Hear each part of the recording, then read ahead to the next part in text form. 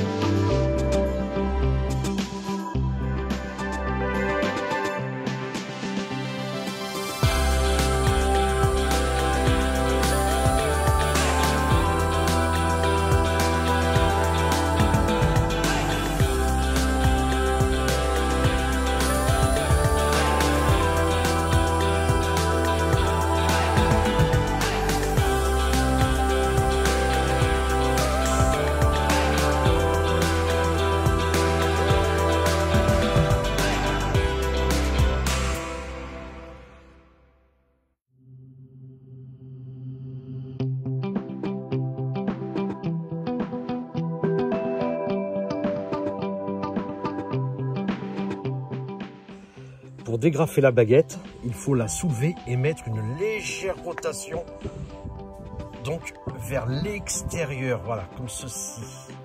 Voilà. Et à partir de ça, en forçant tout doucement, elle vient. Pour la baguette intérieure, c'est pareil, nous allons l'enlever en mettant une légère rotation, donc vers l'intérieur du véhicule. Voilà, je la dégage tout doucement et normalement, elle vient. Avec une main, je vous avouerai que c'est pas simple. Voilà. Décollez le plastique en tirant doucement. S'il est un petit peu sec, aidez-vous d'un cutter. De toute façon, cela se recollera à la fin. Le seul point que vous ne pourrez pas enlever, c'est celui qui est ici.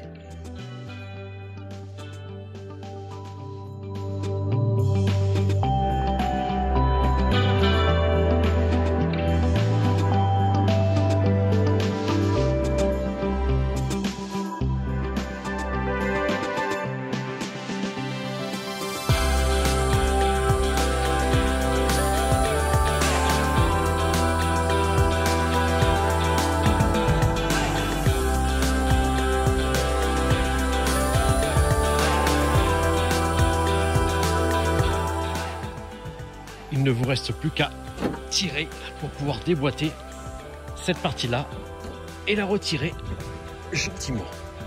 Il me faut mes deux mains. Vous pouvez maintenant retirer votre vitre.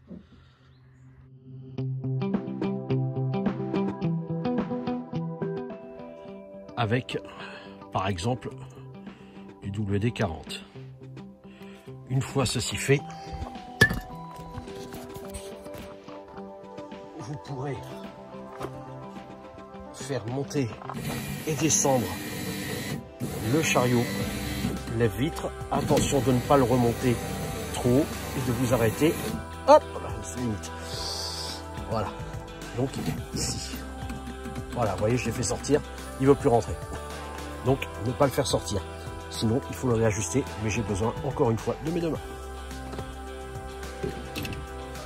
Faites monter le chariot lève-vitre de manière à ce que le tube dans lequel coulisse la gaine soit totalement libre. Avec un foret de 3, opérez un trou. Injectez de la graisse en spray longue durée. Pour ce faire, vous vous mettez juste sur le bord et tout en faisant redescendre le chariot, c'est-à-dire la vitre qui n'est plus en place, vous graissez correctement la gaine qui va recoulisser à l'intérieur. envoyer de la graisse sur cette partie-là de la coulisse.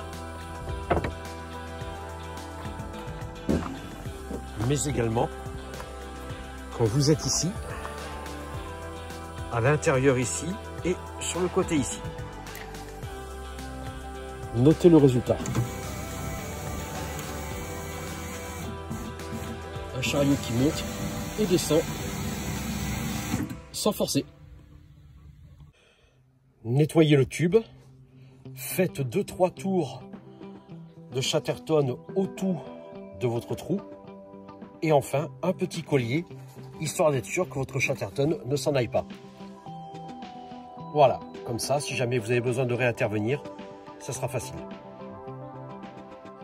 Nettoyez à grande eau et avec une petite brosse l'intérieur de votre joint de coulisse de vitre, de manière à pouvoir enlever toutes les saletés qui ont séché et qui rendent justement le glissement difficile. Faites de même avec les lécheurs de vitre intérieures et extérieures que nous avons démontées précédemment. Ensuite, laissez sécher correctement le tout, au moins 24 heures.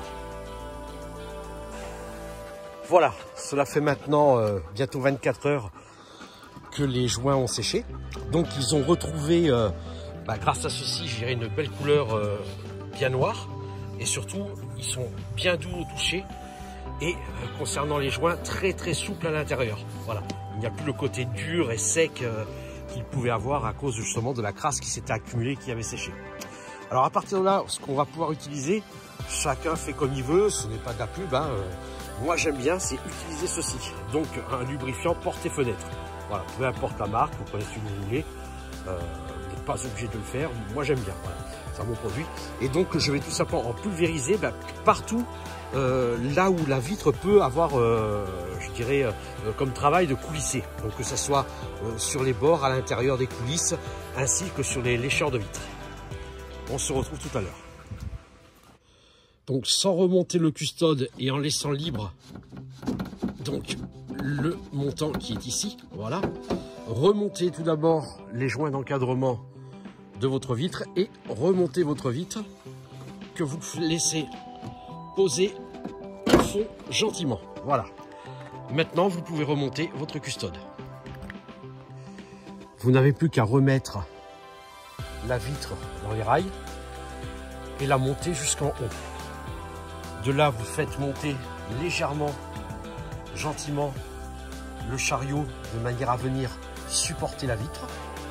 Et vous pouvez de nouveau revisser donc le montant.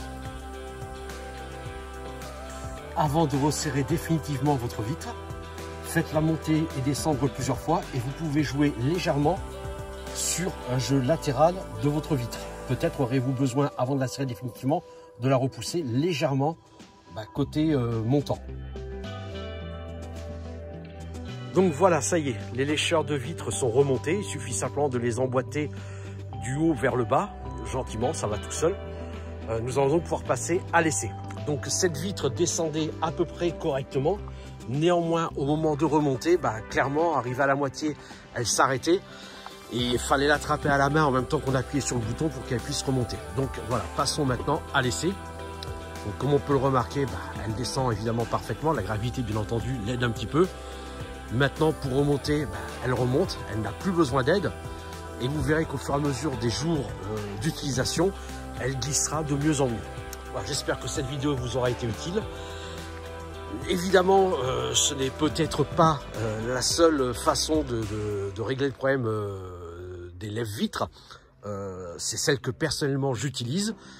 Elle peut prendre un petit peu de temps, quoique ça va assez vite. Évidemment, la première est toujours plus longue que les autres, histoire de se rafraîchir la mémoire de comment il faut faire.